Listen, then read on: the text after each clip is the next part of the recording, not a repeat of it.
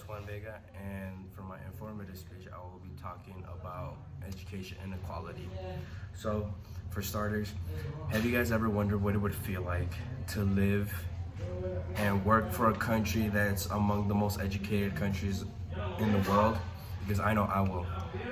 But I'm not saying it's impossible for the United States to be among the most educated countries in the world, but I'm saying it will take some time, and it would needs to be treated as a health crisis in order for a lot of people to focus on that, and including the government.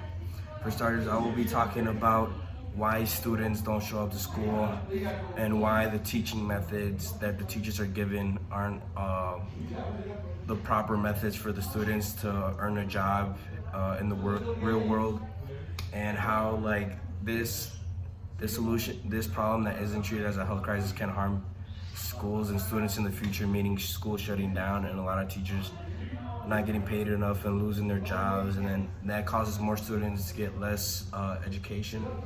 And for my thesis is how education inequality is important because many students aren't receiving the right education they need due to lack of performance from teachers, problems at home, and how the government isn't treating it as a health crisis. So for my first main point, I will be covering how teachers or the government are giving teachers the same teaching methods and the same tests to give these students to see if their knowledge increases over the years, but in reality it doesn't. It shows that the US system is trailing behind so many countries and isn't even in the top 20 for all subjects, meaning that even though they know these statistics about how they're not even in the top 20 of all subjects, they're still giving the teachers the same teaching methods. And another reason is a lot of teachers are not getting paid enough. Like, yeah, they earn about $60,000 a year if for public school teachers, high school teachers, but college teachers, they earn a little bit more, but it's not fair for the teachers that are teaching in bad neighborhoods. Like, they're risking their lives every day dealing with these type of behaviors at school, and they're not getting the right attention that they need, and they're not getting paid enough for what they're doing. Also, a lot of schools are being overcrowded, especially like public schools. There's a lot of schools. I'm not just saying where I stay in Chicago, but I'm just saying around the whole United States, a lot of schools are being overcrowded, and that causes a lot of teachers, more teachers to come in, and that causes the school to have less money for stuff, meaning books, technology devices, and all sorts of stuff. And since it's overcrowded, a lot of students think it's okay to skip school because these teachers are given the same teaching methods that is not really proper for these students to use in the real world.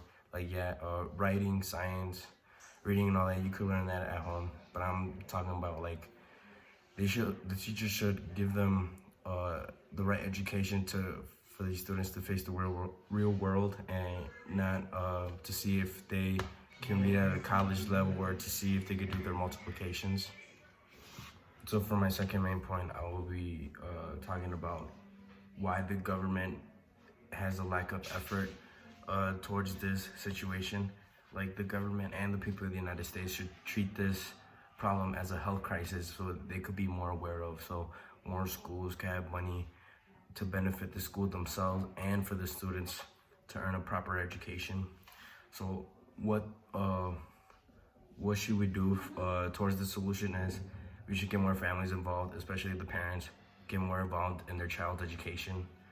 The government should really treat this as a health crisis and properly distribute money towards different neighborhoods so that there wouldn't be as much crime and violence to earn low average pay. Just the government should distribute the money properly towards all neighborhoods and not just specific neighborhoods.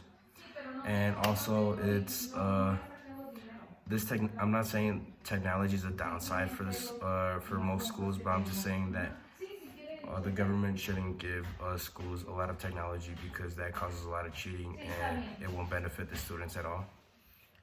For my third main point about the education inequality is the problems that are happening at home.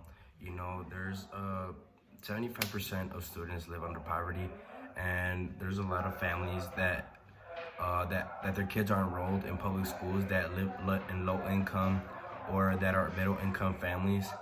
And like what I'm just trying to say is like, you know, the government should really treat this as a health crisis and like distribute money properly to neighborhoods, you know, help these families out so that their kids can stay enrolled in schools and so that they don't have to be out in the streets and look for money themselves in the hard ways. They could just earn a proper education, go to a good school, and after that find a good job, you know, so they could benefit them in the future and it could benefit the country as well so that the graduation percentage could increase.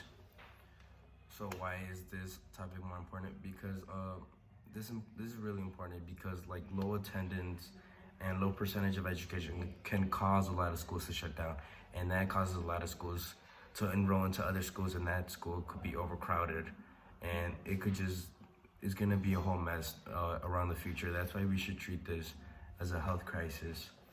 Also, what can we do to prevent all of this is just, you know, try to get the parents and families more involved in their child educations, provide better teaching methods, and give better pay for the teachers that are like putting their all into this teaching job, and, you know, giving these students the proper education that they really need. You know, we should achieve for education equity. The government should give families like the proper money that they deserve and not just distribute it to neighborhoods that the government chooses. It should be equally distributed. And one more thing is just like provide schools with like proper technology devices and not too much. You know, we don't want them to be like stuck on their laptops or anything. They just need devices in order to get their education. And to conclude all this is just like education inequality is a major problem that is happening throughout the United States, and we need to treat this as a health crisis. And to do that, we need to be more involved in our child's education, meaning that we should fix problems at home. The government should pay more attention and help fund more schools that are in trouble and help families earn money. And another one is, you know, provide better teaching methods. And if we do all this within the future, within a few years, we'll probably be in the top 10 or maybe in the top 20 of all subjects. Thank you.